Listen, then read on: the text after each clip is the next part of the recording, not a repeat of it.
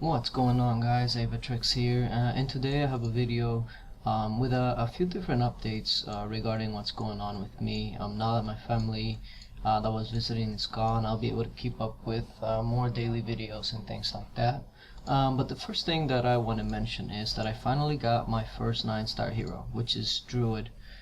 He got a big boost in damage and health, and got a little bit of movement speed, which definitely helps keep him in range to heal everybody else. And as you can see here, I have a few other 9-star heroes that'll be needing HP pretty soon, so I need to keep collecting that HP as fast as I can. Now there's a few other things also that will start to help me quite a bit. If you guys remember, I had a heavy blow on my Cupid. Well, I actually managed to get a 4 or 5 revitalize on him. So not only does this help me in the arena, but the main focus for me there is actually helping me in the dungeons. You might think, well, how does that really help you in the dungeon exactly? And I'll show you exactly what I mean by that. And also Minotaur, I got one of those free gem rolls and I got revitalize on him. It's only 3 of 5, so it's not like a big revitalize, but with Cupid being 4 of 5, it's pretty much a 4 or 5 revitalize on him. And again, this also helps me in the arena, but I'm mainly more focused on the dungeon. Basically what this means for me now is that I no longer have to worry about Spirit Mage in the 40 shard dungeon, because Spirit Mage is going to be dead 100% of the time before I even reach Spirit Mage. So here's basically how that happens. See, Spirit Mage is over here, so I'm going to be starting here.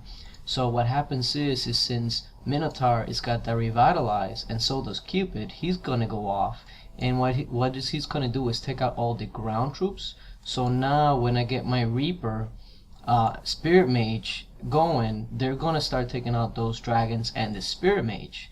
And by the time they do that, since Minotaur with that revitalize takes out the ground troops right away, Spirit Mage and Grizzly Reaper don't waste procs hitting the ground troop, but rather start hitting the dragons and the heroes. And since they proc about twice each before they can even reach Spirit Mage is always going to be dead before they can reach him. So I basically have a 0% chance of dying. Maybe not a 0% chance, because this game is crazy, but I mean, it's very unlikely that they'll reach Spirit Mage before it's dead. Like you see there, that was mainly just luck. But you see how Spirit Mage was taken out almost instantly, and you'll see here the dragons are gone. That proc there would have taken out Spirit Mage regardless. So there's basically a very low percentage of chance that Spirit Mage would actually be alive still by the time my heroes reach where the Spirit Mage is.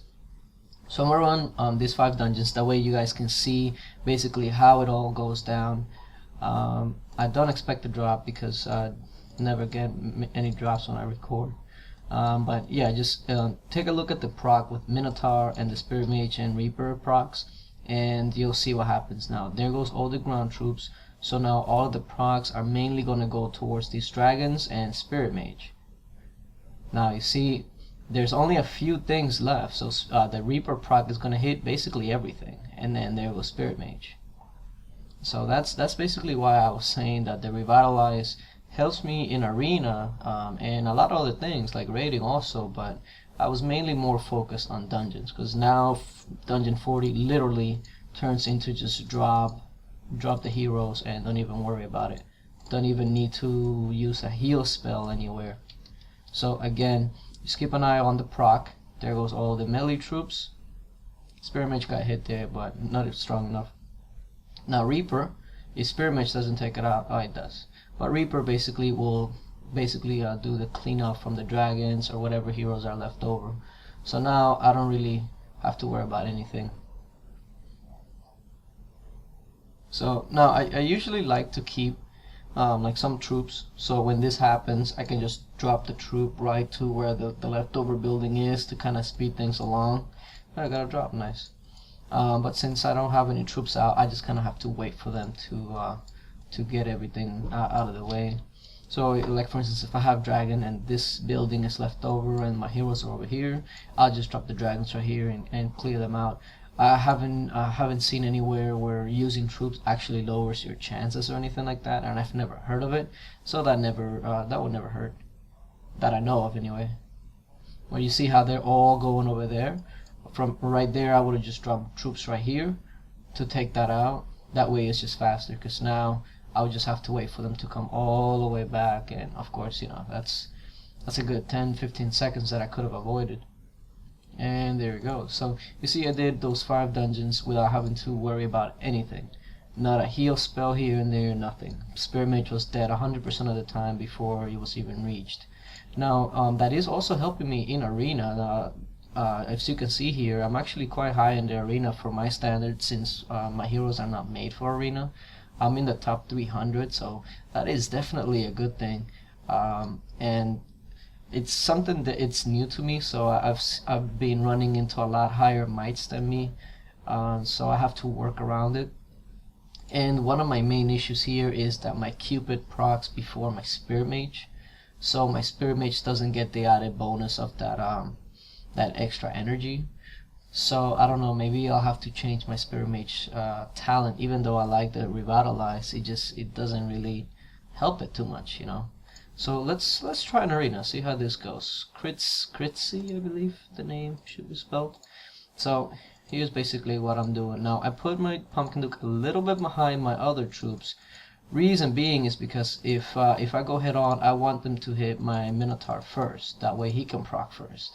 And we don't run into them, but I do see that there's a lot of Revitalize on the other side, and a 9-star Pumpkin Duke, so this should definitely be fun. I do see that they basically have the same setup as me as far as Cupid and Spirit Mage, so we'll see how that works out. See who wins here. And it looks like I win. Yeah, but if you guys can rewind it, you'll see that my Cupid procs right before my Spirit Mage procs, so that's just wasted energy, which I definitely don't like. So maybe I'll try to reroll Spirit Mage talent, but I think for now I'm not focused on getting a new talent for Druid, because this heavy blow is pretty much useless. I mean, don't even need heavy blow for boss anymore if you have a perma stun. But yeah, guys, I'll also be uploading a video of me doing my first attempt at I, and show you how exactly that went down. So thank you for watching, and leave a like and subscribe if you haven't, and until later, guys, bye.